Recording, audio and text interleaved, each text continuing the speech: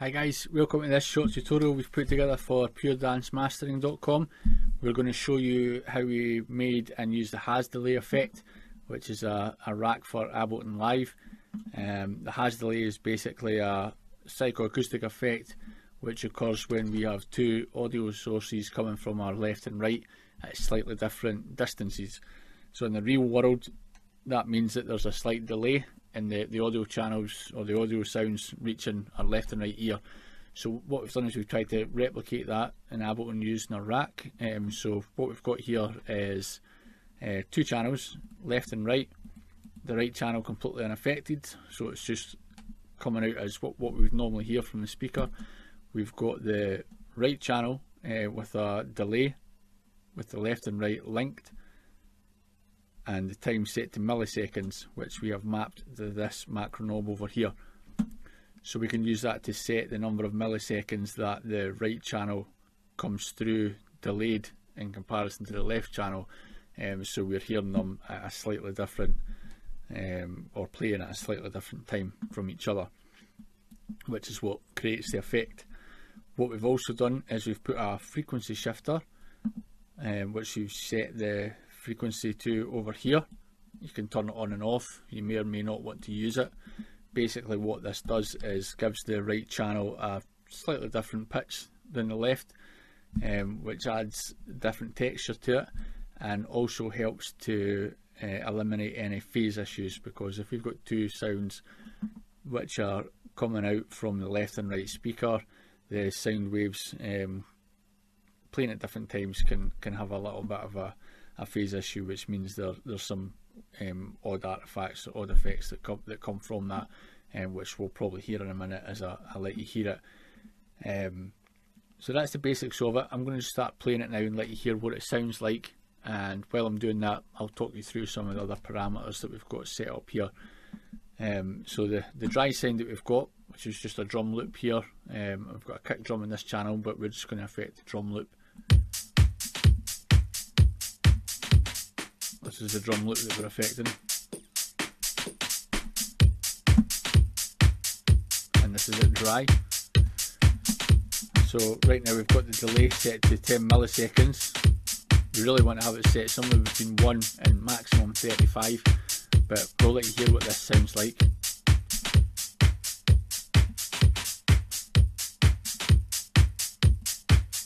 You can probably hear the difference there. If we put the frequency shift on and off,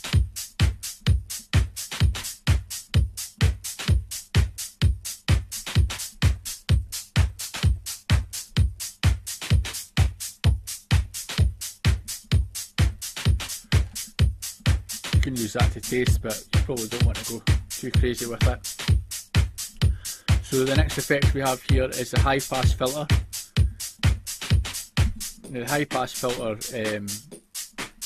is set up on this EQ here, and it's global to both channels, and we've got it set to mid side, and we're on the side channel here, which basically means that we can scoop out the sides,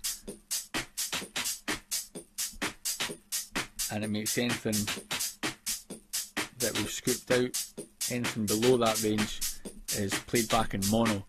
The reason we want to do that is because if we're playing a sound through this and there's a lot of low end frequency there, we don't really want that to have any kind of delay effect in it, because especially anything under 100 Hz, you want to avoid any delay on there, because it just means that the low end loses clarity, and it can become a bit muddy, a little bit too much going on. So what you really want to do is keep this area in mono. It might also be, if you listen to this, that we just want the hi-hats to be affected.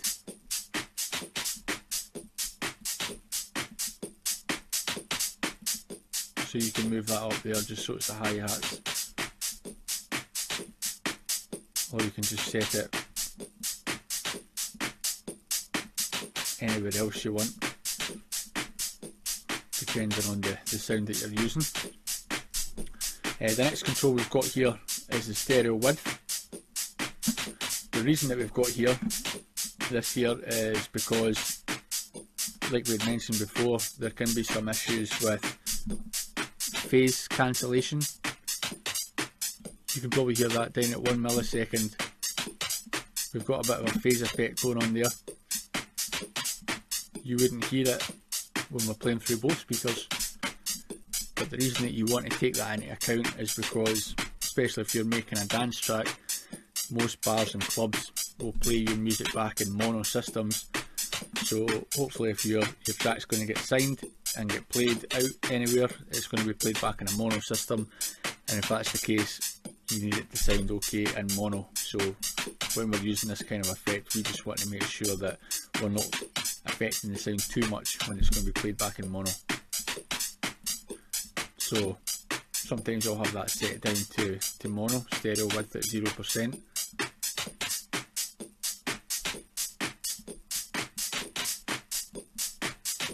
Move the delay time about just to see where it sounds good. 10 milliseconds sounds okay to me, so at that point I can crack the width up.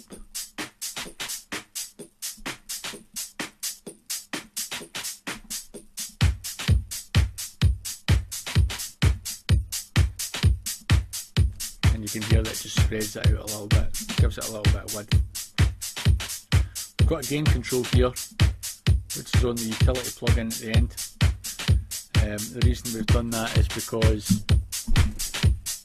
if the gain is set to 0, you can see there's just a slight increase in volume because we've doubled the channels up. So dropping that by a couple of dB just means that we've got it set the same all the time. These two channels at the end here are just swapping your left and right in case you need to do that, and that's pretty much it. So you can use this as you see fit. It's free to download on our website at www.puredancemastering.com. If you've got any questions regarding it, then feel free to send us an email or get in touch.